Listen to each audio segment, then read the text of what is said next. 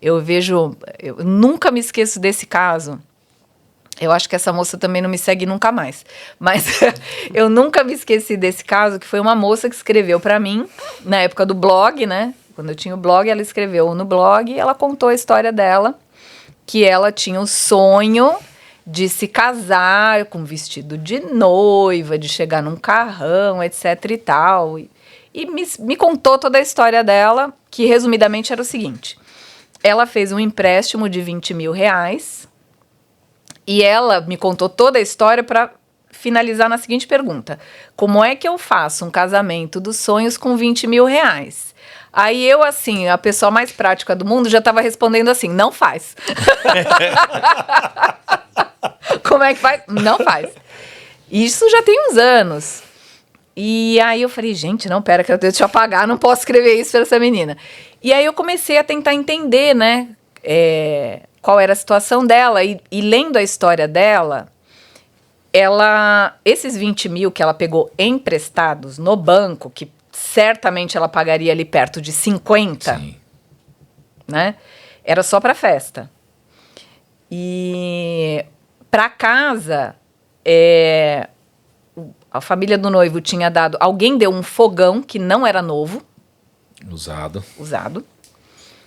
E alguém deu um colchão. Então, na casa dela, tinha literalmente um fogão e um colchão.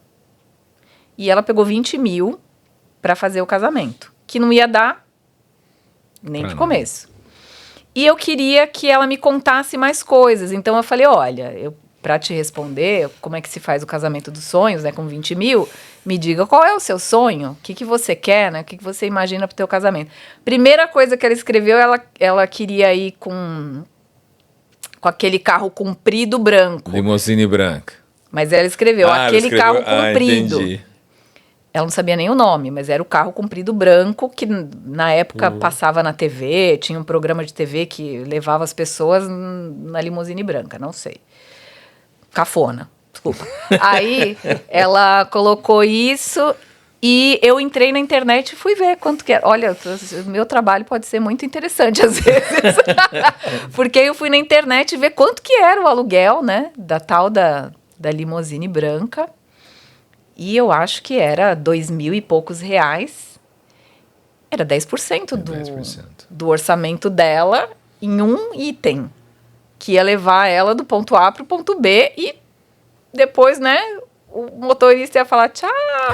O dono da limusine ficaria extremamente feliz, certamente. Certamente. Ele dependia disso, inclusive. E aí eu respondi para ela, falei, olha, aqui vai 10% do teu orçamento.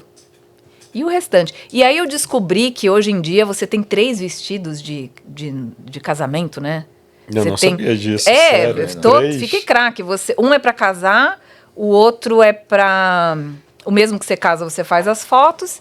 Depois você tem um para recepção e você tem um para o fim da festa. Meu Deus. Ainda bem que eu casei em outra época. Gente. Você tem filha para casar, né? 2. Ah, então. 6 vestidos, Aldo. Meia dúzia. Vai se preparando. E aí eu falei, gente, é sério que tem isso? E troca de roupa e não sei o que, é todo um evento. E aí a minha ideia era convencê-la de que, já que ela pegou aquele dinheiro emprestado, se ela não tivesse pego, eu ia tentar demover a ideia, né? Não pega esse dinheiro. Mas ela já estava com o dinheiro. Então a minha ideia era que ela mobiliasse a casa dela. E eu expliquei tudo para ela com textos enormes e fazendo perguntas e tal. E eu dizia, olha só, imagina a situação, né? Vamos colocar agora objetivamente. Você está na festa de casamento. Festa de casamento foi maravilhosa, ninguém reclamou de nada, né? Que isso não existe, né? Sair reclamando de festa? Não existe. Não existe. Olha, ninguém reclamou de nada, foi maravilhoso o teu casamento. Aí você vai embora para casa, depois de todo aquele glamour. Você vai embora para tua casa. Aí você tem um colchão e um fogão. Você não tem nem um guarda-roupa para guardar seus 3 vestidos. E o seu sapato de pérolas e strass e não sei o quê. E aí a vida real? Porque o casamento em si já não é fácil no começo, né? Ele não é fácil nunca, mas assim, no começo, ele é mais complicado, porque são 2 pessoas, né, com bagagens diferentes, que vão morar ali né, que vão ter que se adaptar de alguma maneira. Então, eu digo, aquilo já não é muito fácil. E você, sem ter ali, né, uma estrutura mínima, é mais difícil. E com uma conta enorme para pagar. Porque os 20 mil não ia dar nem pro começo. Exatamente. Nem pro cheiro. E eu não consegui convencê-la. Eu mandei preço de geladeira, eu fiz altas pesquisas, eu falei, não, isso agora é uma questão de honra. Agora eu tenho que convencer essa moça. E eu falava pra ela, e ela, mas é meu sonho de menina. Tudo ela falava assim, mas é meu sonho de menina. Eu estou escrevendo aqui, eu estou chorando. Eu, ai meu Deus, acabei com a vida da menina. Mas ela, eu estou chorando porque é meu sonho de menina. Até que teve uma hora que eu escrevi pra ela, fulana, você não é mais menina. Então, você precisa encarar a maturidade e a dificuldade que vai ser a sua vida desnecessariamente. Você não precisa levar uma vida tão difícil assim, de voltar, de trabalhar. Não ia ter lua de mel, não ia ter nada. De você sair do trabalho e voltar para uma casa com colchão e com fogão. Você não vai poder receber gente na tua casa, você não vai ter uma geladeira, você não pode... Sabe, 1 litro de leite vai estragar. Sim. Então, você tem que olhar isso objetivamente. E ela dizia, não, é meu sonho, até que no fim ela falou assim, mas a vida do pobre é assim. Uau. A vida do pobre é assim. Já trouxe o jugo sobre a vida dela.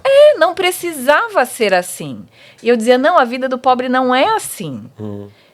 Você tem escolha, você pode fazer diferente. E ela dizia, não, é claro que eu não posso. Então, ela se autoconvenceu num grau que nem fazendo conta, levantando orçamento, eu não consegui convencer. Eu lembrei de uma coisa, Paty. As pessoas sempre dizem que contra fatos não há argumentos. Você deu todos os fatos, você mostrou estatisticamente, comprovou o absurdo que seria investir tanto dinheiro em algo que não ia durar muito tempo. Horas, e, né? Claro, a longo tempo ela perderia muito com isso. E aí as pessoas sempre dizem que contra fatos não há argumentos. Mas aí algumas pessoas se esquecem do poder da crença e do emocional. E eu sempre digo o seguinte, eu acho que é um erro dizer que contra fatos não há argumentos. Eu costumo dizer o contrário, eu costumo dizer que contra crenças é que não há argumentos. Porque você expôs tudo racionalmente, mostrou todos os problemas que a pessoa teria caso ela continuasse nessa empreitada, e ela disse, mas é o meu sonho, eu acredito nisso, eu penso nisso. Ou seja, não há argumento que convença esse tipo de pessoa, porque ela está tão imbuída de um sentimento ou do emocional que para ela é impossível. E aí a gente percebe o poder das crenças limitantes no processo de endividamento e inadimplência consequente das pessoas. E você fala muito disso no seu livro, sobre a desconstrução de mitos. Há muitos mitos ou muitas crenças que as pessoas seguem que afundam as pessoas nesse ponto.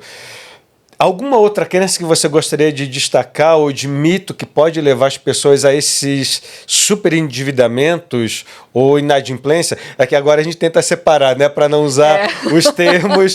Depois dessa aula da Paty, entre a diferença entre endividamento e inadimplência, a gente fica até com medo de não errar o termo. De não errar o termo. É que um leva ao outro, Cunha, né? Continua a fofoca contando pra gente se a mulher, se ela casou, você viu ela na rede social casando, já tinha rede social na época? Então, tinha, né? A época era mais a época do Facebook, mas eu não a seguia, né? Ela me seguia no blog, então ela escreveu, toda essa conversa foi no blog, e só tinha o primeiro nome dela, e o e-mail dela, que eu tenho acesso, o e-mail dela era uma palavra, era, sei lá, Dondoca não sei o quê, não era o nome, perfeito. Assim, não dava pra eu achar a conta dela. Nunca soube. Mas eu acredito que sim, que ela tenha. Eu fico imaginando hoje os comentários, porque hoje ela não ouve esse podcast, não comenta. Era aí, né? eu, né? E você tinha razão, se eu tivesse seguido o seu conselho, quem sabe? Consegui, tive uma virada de vida, tô bem agora. Depois elas se arrependem.